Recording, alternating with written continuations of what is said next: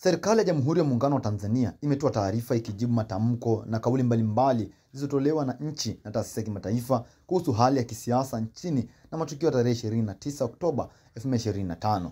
Mataifa na taasisi zilizotoa maoni hayo ni pamoja na Ubelgiji, Canada, Denmark, ujumbe wa Umoja wa Ulaya, Finland, Ufaransa, Ghana, Ujerumani, Ireland, Italia, Uholanzi, Norway, Poland, Slovakia, Uhispania, Uswisi, Uingereza, Baraza la Haki za Binadamu na Umoja wa Mataifa, Marekani pamoja na taasisi za Thabo Bek.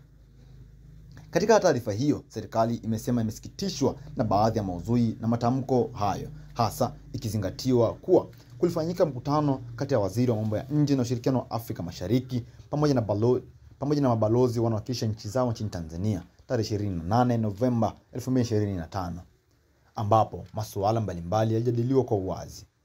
Serikali imesisitiza kuwa pamoja na kutambua mchango jumuiya ya kimataifa katika kuimarisha demokrasia na mabadiliko ya kijamii na kisiasa, ni muhimu pia kutambua hatua zinazochukuliwa, ikiwemo kuanzishwa kwa tume ya uchunguzi itakayochunguza kwa kina tukio la vurugu za baada ya uchaguzi.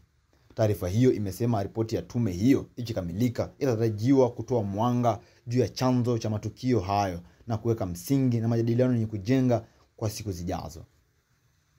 Tanzania imesisitiza kuwa inaendelea kuwa na dhamira ya dhati kushirikiana kimataifa kwa lengo la kuimarisha amani, maendeleo na ushirikiano huku wakiheshimiana.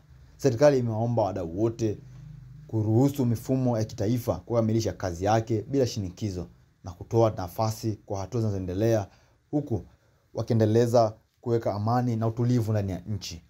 Aidha, serikali imewahakikishia wafadhili na jumuiya ya kimataifa kuwa ipo tayari na imejizatiti kuendeleza majadiliano ya ushirikiano katika masuala yote na maslahi ya pande zote kwa msingi na usawa, huku wakiendeleza heshima yao pamoja na kuheshimiana. Mimi ni Halfan Rajabu wa VOC Media. Usisahau kusubscribe, comment pamoja na kulike ili uwe wa kwanza kupata taarifa.